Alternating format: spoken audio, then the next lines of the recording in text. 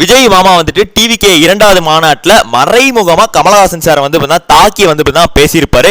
என்ன அப்படின்னா, நான் ஒன்றும் என்னோட கெரியரை விட்டுட்டு வேற வழி தெரியாமல் அரசியலுக்குள்ள வந்து விழுகலை, நான் கெரியரின் உச்சத்தில் இருக்கேன், அப்படி இருக்கும்போது தான் நான் வந்து அரசியலுக்கு வந்திருக்கேன் அந்த மாதிரி வந்து சொல்லியிருக்காரு. ஸோ நம்ம மாமாவோட கெரியரின் உச்சம் எந்த அளவுக்கு இருக்கு அப்படி சொல்லி நம்ம வந்து பார்க்கலாம். ஃபர்ஸ்ட் வந்துட்டு பார்த்தீங்கன்னா கோட் படம் முடியும் போது ஒரு க்ளோன்டு வெர்ஷன் சொல்லி ஒரு டிரான்ஸ் வெர்ஷனா நம்ம தளபதி வந்து நின்றுட்டு இருந்திருப்பாரு. அதை பார்த்து எல்லாருமே கை தட்டிட்டு வெளில வந்தாங்க. அதுக்கடுத்து லியோ படம், அந்த ஒரு படத்தோடைய இப்பதான் ஃபேக் ரிப்போர்ட் சொல்லி வட கலெக்ஷன் சொல்லி போட்டு கிளின்னு சோசியல் மீடியா வந்து கிழிச்சிக்கிட்டு இருக்கானுங்க. 600 கோடி தேட்டரில் கலெக்ட் பண்ணிச்சு, நாங்கள் 160 கோடி தான் தேட்டரில் கலெக்ட் பண்ணிச்சு. அதுக்கு அடுத்த படம் அப்படி சொல்லி பார்த்தோன்னா வாரிசு, அது ஒரு படம். அதுவே வந்துட்டு பார்த்தீங்கன்னா துணிவு கூட பயங்கரமாக தோத்து போச்சு. துணிவே வந்துட்டு பார்த்தீங்கன்னா அந்த அளவுக்கு ஒரு நல்ல படம் இல்லை, அதுவே ஆவரேஜ் படம். அந்த படத்திலே வந்து இந்த ஒரு படம் தோத்தான் போச்சு.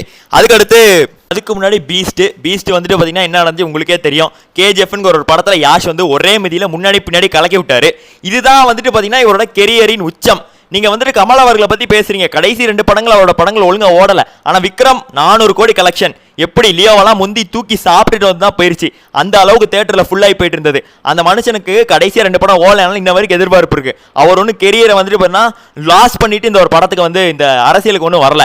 சரியா, நீங்க தான் வந்து தான் உங்க கெரியரில் ஏதாவது உச்சா போயிட்டாங்கன்னு சொல்லி வந்திருக்கீங்க மாமா. அதனால மாமா இந்த மாதிரிலாம் பேசாதீங்க. இவர் எதுக்கு இப்போ மாமான்னு கூப்பிடுறீங்கன்னா, அவரை மட்டும் ஸ்டாலின் அங்கிள்ங்கிறாரு. அஃப்கோர்ஸ் இவருக்கு 50 வயசு, ஸ்டாலின் அவர்களுக்கு வந்து 72 வயசு.